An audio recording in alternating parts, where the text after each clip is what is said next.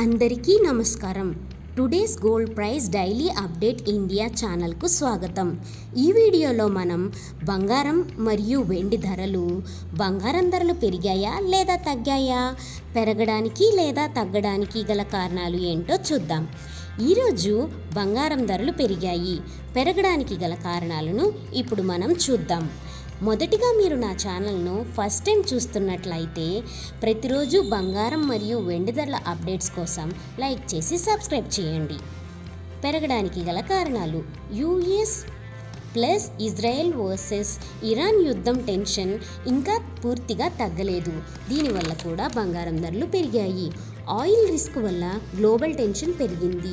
దీనివల్ల కూడా బంగారం ధరలు పెరిగాయి. యుఎస్ ఫెడరల్ ఇంట్రెస్ట్ రేట్స్ తగ్గవచ్చు అనే అంచనా వల్ల బంగారం రేట్లు పెరిగాయి. డాలర్ బలహీనంగా మారింది.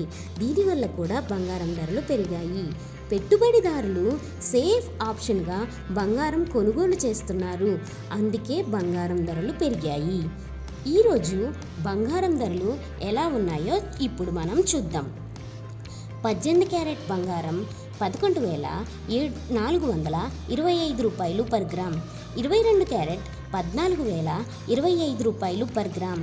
24 క్యారెట్ 15,300 పర్ గ్రామ్.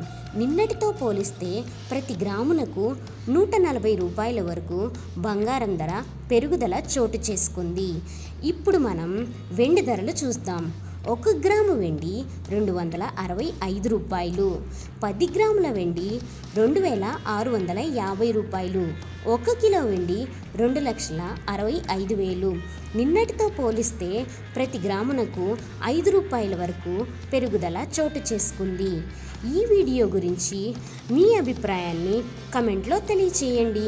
ధన్యవాదాలు.